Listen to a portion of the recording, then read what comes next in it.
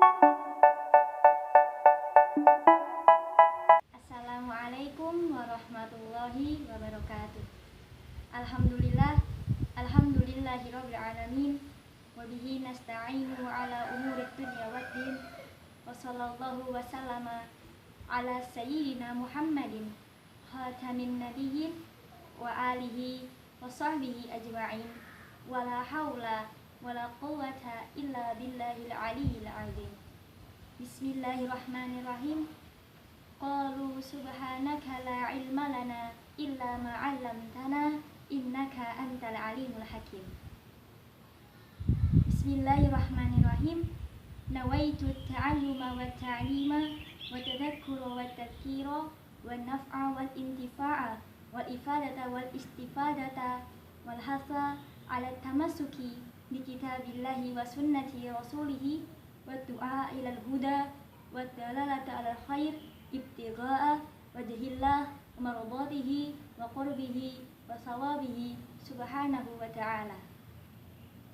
Perkenalkan, saya Anissa Eka Rahmawati, mahasiswi Program Studi Pendidikan Bahasa Arab kelas A angkatan 2019, Fakultas Ilmu Tarbiyah dan Keguruan, Universitas Islam Negeri Sunan Kalijaga, Yogyakarta. Kali ini saya akan mengajak teman-teman untuk belajar nahwu bersama mengenai isim kana wa akhwatuha, khobar ina wa akhwatuha, na'at, atof, taukid, dan badal. Video ini saya buat sekaligus untuk memenuhi tugas akhir mata kuliah nahwu pada semester 2 ini yang diampu oleh Bapak Dr. Nasiruddin MSI MPD. Baik teman-teman, langsung saja kita menuju pada materi yang pertama, yaitu isim kana wa akhwatuha. Untuk penjelasannya, check it out. Kana wa akhwatuha apabila masuk ke dalam mubtada dan khobar, maka ia beramal tarfa'ul isma wa tansibul khobaro, yaitu merofakkan isim dan menasabkan khobar. Maka mubtada yang dimasuki oleh kana namanya menjadi isim kana, dan khobar yang dimasuki oleh kana maka namanya menjadi khobar kana. Contoh kalimat al-baitu nadhifun dimasuki oleh kana menjadi kana al-baitu nadhifan. Al-baitu menjadi isimnya kana dan dia dalam posisi marfu.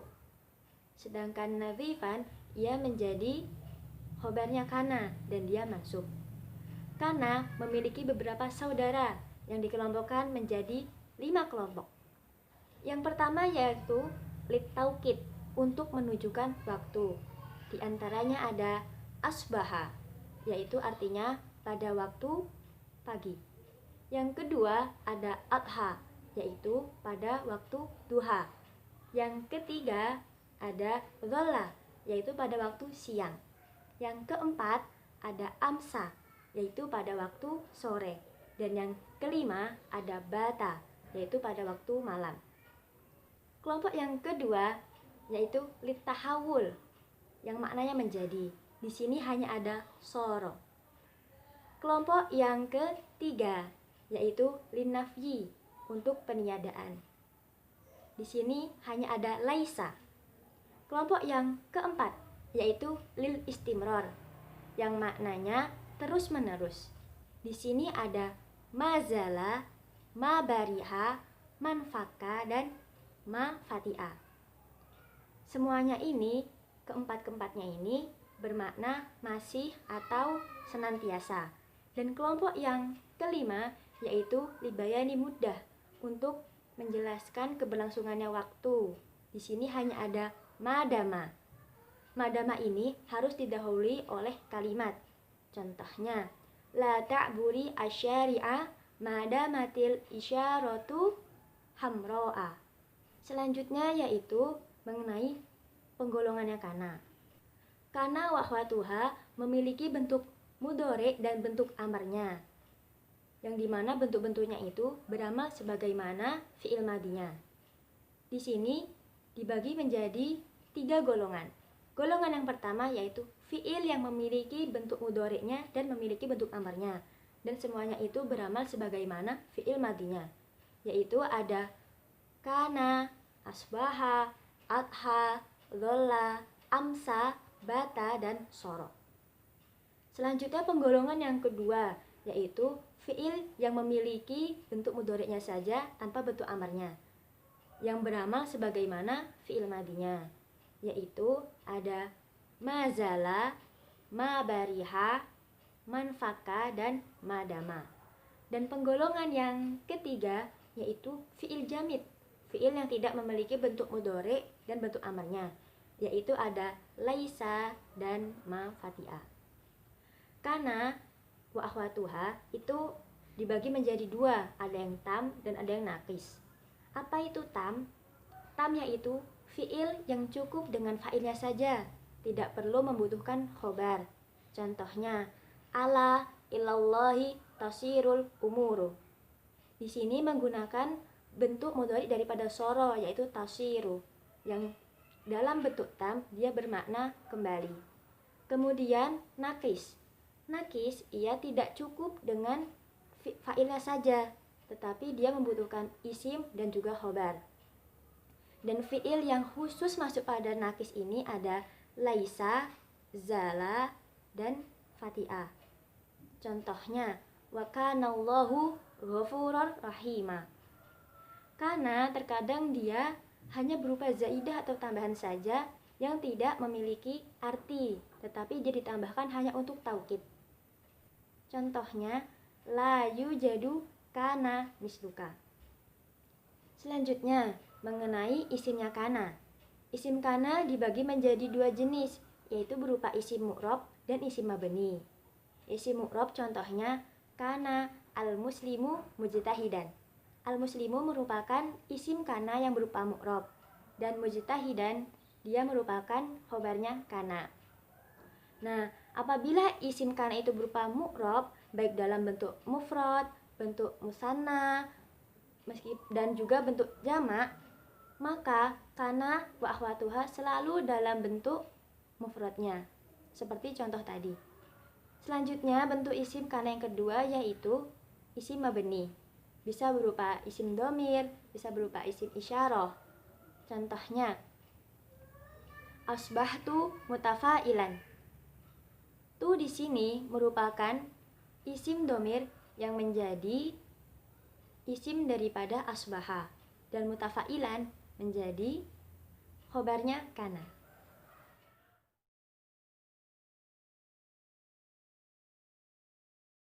Wa akhwatuha. Inna wa akhwatuha apabila masuk ke dalam mubtada dan khobar, maka ia beramal tansibul isma wa tarfa'ul khobaro, yaitu menasabkan isim dan merofakkan khobar. Maka mubtada yang dimasuki oleh inna ia menjadi isim inna, dan khobar yang dimasuki oleh inna maka ia menjadi khobarnya inna. Contohnya ada kalimat Zaidun qaimun. Apabila dimasuki oleh inna maka menjadi inna Zaidan qaimun. Zaidan menjadi isimnya inna dan qaimun menjadi khobarnya inna. Nah, inna ini memiliki beberapa saudara, diantaranya yang pertama inna sendiri, yaitu maknanya untuk penegasan. Contohnya seperti yang awal tadi telah disebutkan. Yang kedua yaitu ada anna. Fungsinya sama, untuk taukid atau penegasan. Tetapi anna ini harus didahului oleh kalimat. Contohnya alimtu anna al-imtihana qaribun.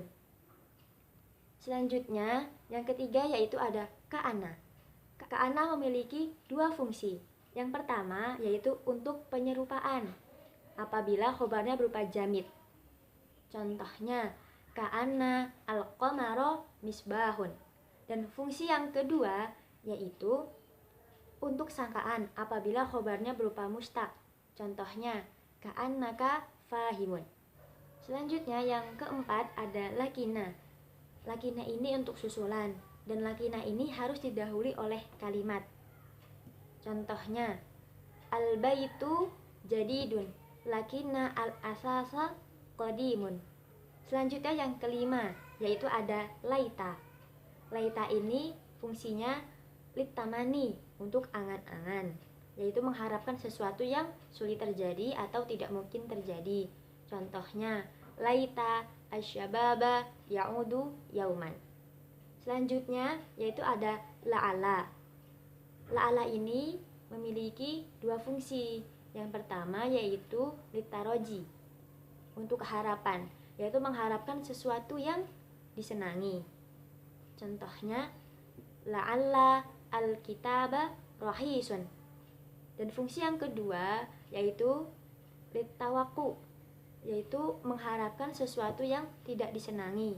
Contohnya, la'alla amron halikun. Selanjutnya ada la.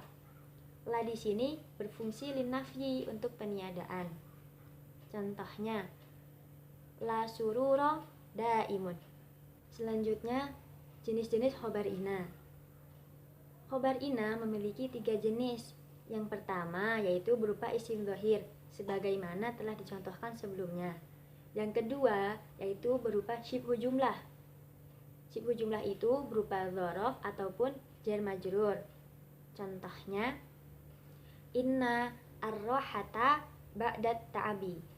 Nah, ba'da ta'abi ini susunan dzaraf dan mudhaf ilaih yang menjadi khobar daripada inna. Dan contoh yang kedua yaitu la rajula fit dari. Fit dari ini merupakan susunan jar majrur yang menjadi khobar daripada la. Jenis yang ketiga yaitu jumlah ismiyah atau jumlah fi'liyah. Contohnya dalam jumlah ismiyah yaitu inna al-misbaha dau'uhu syadidun. Dau'uhu syadidun merupakan bentuk jumlah ismiyah yang menjadi khobar daripada inna. Contoh yang kedua yaitu laita asyababa ya'udu yauman. Ya'udu merupakan jumlah fi'liyah yang menjadi khobar daripada inna. Nah, khobar inna itu boleh didahulukan daripada isimnya inna. Kapan? Apabila khobarnya inna itu berupa syibhu jumlah dan isimnya inna berupa ma'rifat. Contohnya, inna fit ta'ani as-salamata. Selanjutnya, khobar inna itu wajib didahulukan daripada isimnya inna dalam 2 keadaan. Yang pertama, apabila khobarnya inna itu berupa syibhu jumlah dan isimnya inna itu berupa nakiroh. Contohnya, inna ma'al usri yusron. Keadaan yang kedua yaitu apabila pada isimnya inna terdapat isim domir yang kembali kepada khobarnya inna. Contohnya, inna fit dari sohi baha. Hadis ini kembali kepada fit dari.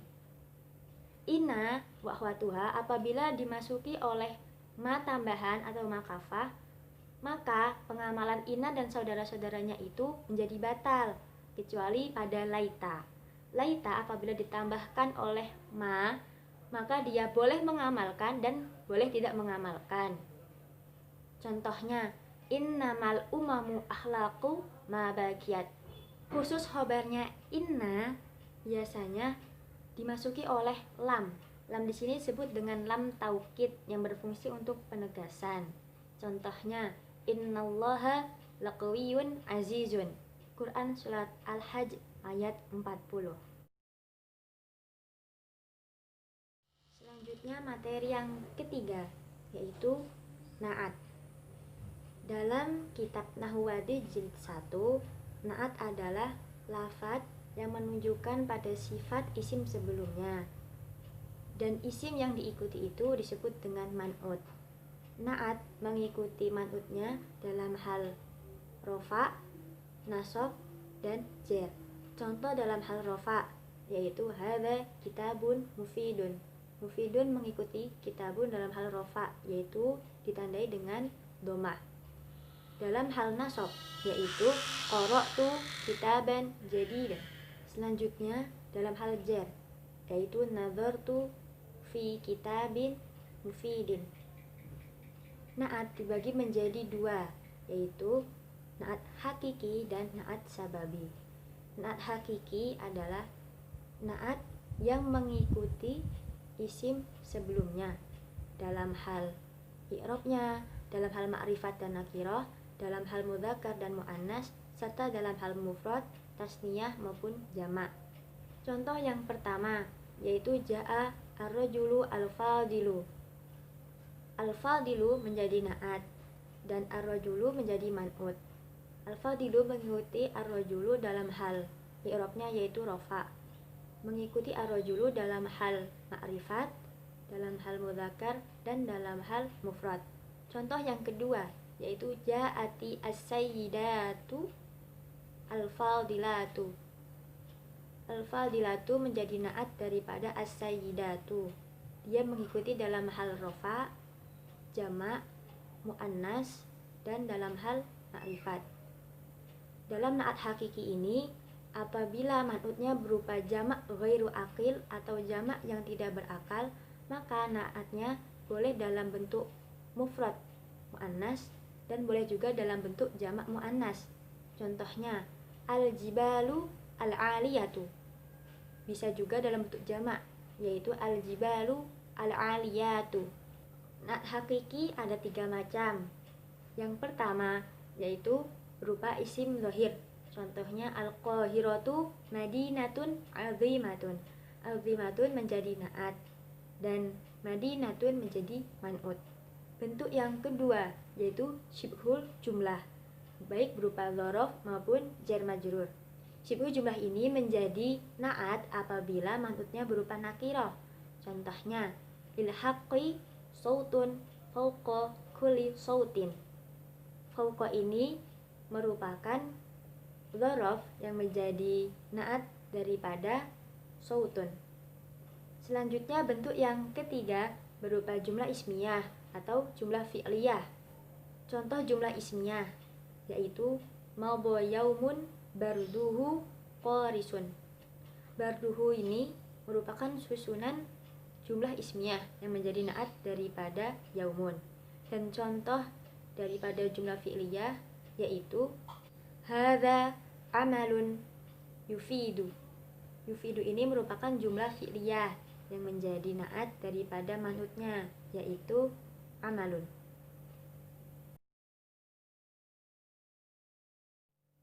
Materi yang keempat yaitu atof. Atof itu sama saja dengan kata hubung atau konjungsi. Apa pengertian daripada atof? Pengertiannya adalah at-tabi'u al-mutawassitu bainahu wa baina matbu'ihi ahadu hurufil atfi. Yaitu tabi, lafadz yang mengikuti antara ia dan matbu'nya ditengah-tengahi oleh salah satu huruf atof. Dalam atof ini terdiri dari 3 bagian. Yang pertama ada ma'tuf alaih, yaitu yang diikuti. Selanjutnya ada atof, yaitu huruf atof. Dan yang ketiga ada ma'tuf, yaitu isim yang mengikuti daripada ma'tuf alaih tadi. Ma'tuf ini mengikuti ma'tuf alaih dalam hal i'rabnya. Dalam kitab Jurumiyah, huruf atof terdiri dari 10 macam huruf atof. Yang pertama ada wawu, artinya dan. Ini berfungsi untuk penggabungan secara mutlak. Contohnya ja'a Muhammadun wa Hasanun wa Sa'idun. Huruf yang kedua yaitu ada fa. Maknanya kemudian. Fa ini untuk urutan tanpa disertai dengan adanya jeda. Contohnya dakhala al-mutahamu fal muhammi. Selanjutnya yaitu yang ketiga ada summa. Summa artinya kemudian. Tetapi summa ini berfungsi untuk urutan yang disertai dengan jeda waktu. Contohnya mata ar-rasyidu summa al-ma'munu. Kemudian yang keempat ada au, artinya atau. Au ini berfungsi untuk pilihan. Contohnya naqalal khabara Muhammadun au Aliyun. Selanjutnya ada am. Am ini juga bermakna atau. Tetapi biasanya am ini digunakan dalam kalimat tanya. Contohnya Umaru am Mahmudu kataba hadzal maqala. Selanjutnya huruf ataf yang keenam ada wa imma. Wa imma ini artinya dan atau. Contohnya ja'a zaidun wa imma sa'idun. Huruf yang ketujuh yaitu bal, artinya tetapi. Bal ini berfungsi untuk penyangkalan daripada hukum sebelumnya. Contohnya dhahara al amwaji zawraqun bal bakhiratun. Selanjutnya huruf ataf yang ke-8 yaitu ada la. Contohnya nadhajal bitihu lal inabu. Selanjutnya huruf ataf yang ke-9 yaitu ada lakin. Contohnya mana jaha aliyun lakin akhuhu. Selanjutnya huruf ataf yang terakhir yaitu ada hatta, artinya hingga atau sampai. Hatta ini fungsinya li ghayah. Contohnya faral aduwu hatta alqaidu. Ataf ini dibagi menjadi dua, yaitu ataf nasak dan ataf bayan. Ataf nasak itu di antara maktuf dengan maktuf alaihnya ditengah-tengahi oleh salah satu daripada 10 huruf ataf yang telah disebutkan tadi. Contohnya ja'a Muhammadun wa Sa'idun. Selanjutnya ataf bayan. Ataf bayan ini isim yang mengikuti isim sebelumnya dalam hal i'rab, dalam hal mudzakkar dan muannas, dalam hal ma'rifat dan nakirah, dalam hal mufrad, tasniyah maupun jamak. Nah, ataf bayan ini memiliki dua fungsi. Yang pertama untuk penjelasan. Contohnya ja'a Abu Hafsin Umaru. Umaru ini menjadi na'at dan Abu Hafsin menjadi man'ut. Yang kedua yaitu fungsinya untuk pengkhususan. Contohnya sami'tu al-kalimata khutbatan. Materi yang kelima yaitu taukid. Taukid ini berfungsi untuk penegasan. Taukid adalah tabi yang disebutkan dalam kalimat untuk menolak sangkaan daripada pendengar atas makna lain yang kemungkinan muncul dalam kalimat tersebut. Taukid ini ada dua macam, yaitu taukid lafzi dan taukid maknawi.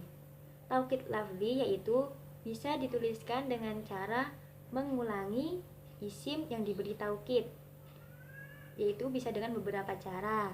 Di antaranya satu yaitu pengulangan kalimah isim. Contohnya wal malaku sofan sofan. Sofan yang kedua ini sebagai taukid daripada sofan yang pertama. Yang kedua dengan cara pengulangan kalimat fiil. Contohnya ja'a zaidun. Ja'a yang kedua ini sebagai taukid daripada ja'a yang pertama. Yang ketiga dengan cara pengulangan kalimat huruf. Contohnya la uhibbuhu. La yang kedua ini sebagai taukid daripada la yang pertama. Cara yang keempat yaitu dengan pengulangan jumlah ismiyah. Contohnya Ahmadu qaimun. Ahmadu qaimun. Ahmadu qaimun yang kedua ini sebagai taukid daripada Ahmadu qaimun yang pertama. Cara yang kelima yaitu dengan pengulangan jumlah fi'liyah. Contohnya ja'a zaidun, ja'a zaidun. Ja'a zaidun yang kedua ini merupakan taukid daripada ja'a zaidun yang pertama. Cara yang keenam yaitu dengan memberi taukid menggunakan kalimat yang memiliki makna sama. Contohnya ja'a ata zaidun. Ata di sini memiliki makna sama dengan ja'a dan ata sebagai taukid daripada ja'a. Selanjutnya taukid yang kedua yaitu taukid maknawi. Bisa dilakukan dengan cara menuliskan beberapa huruf berikut. Yang pertama ada nafsu dan ainu. Nafsu dan ainu ini ditulis dalam bentuk mufrad apabila yang diberi taukid itu berbentuk mufrad. Contohnya ja'a zaidun nafsuhu. Kemudian nafsu dan ainun ditulis dalam bentuk jamak apabila lafadz yang diberi taukid itu dalam bentuk tasniyah atau dalam bentuk jamak. Contohnya ja'a ar-rajulani anfusuhuma. Contoh yang kedua ja'a ar-rijalu anfusuhum. Selanjutnya lafadz yang kedua yaitu ada jami'u, kullu, dan amatu. Isim-isim ini digunakan untuk mentaukiti secara menyeluruh. Contohnya, ja'a ar-rijalu kulluhu. Selanjutnya ada kila dan kilta. Kila digunakan untuk mentaukiti lafadz dalam bentuk tasniyah tetapi mudzakkar. Contohnya, ja'a ar-rajulani kilahuma. Sedangkan kilta digunakan untuk mentaukiti lafadz yang berbentuk tasniyah muannas. Contohnya, ja'at al-imro'atani kiltahuma. Badal secara bahasa artinya adalah pengganti. Lalu apa pengertian dari badal? Badal di sini adalah at-tabi'u al-maqsudu bil hukmi bila wasitatin bainahu wa baina matbu'ihi, yaitu tabi yang dimaksud dengan hukum tanpa menggunakan perantara antara ia dengan matbu'nya. Badal ini ada beberapa syarat. Yang pertama, badal harus ada mubdal minhunya. Yang kedua, badal harus mengikuti mubdal minhu dalam hal i'rab. Yang ketiga, mubdal minhu bisa berupa fi'il, bisa juga berupa isim. Badal terdiri dari 4 macam, yaitu badal syai' min syai'. Yang kedua ada badal ba'du min kul. Yang ketiga ada badal istimal. Dan yang keempat ada badal ghalat. Yang pertama yaitu badal syai' min syai', yaitu di mana badal yang cocok dan sesuai dengan mubdal minhunya. Contohnya, karoma al-khalifatu Harun ar-Rasyid al-ulama'a. Harun ar-Rasyid ini menjadi badal daripada al-khalifatu yang menjadi mubdal minhu. Selanjutnya yaitu badal ba'du min kul, yaitu badal yang merupakan bagian daripada mubdal minhunya. Contohnya, akaltu ar-raghifa sulusahu. Nah, hu di sini kembali kepada ar-raghifa, bukan kembali kepada sulusa. Selanjutnya yang ketiga yaitu ada badal istimal. Badal istimal ini badal yang menunjukkan kepada sesuatu sifat yang melekat pada mubdal minhu.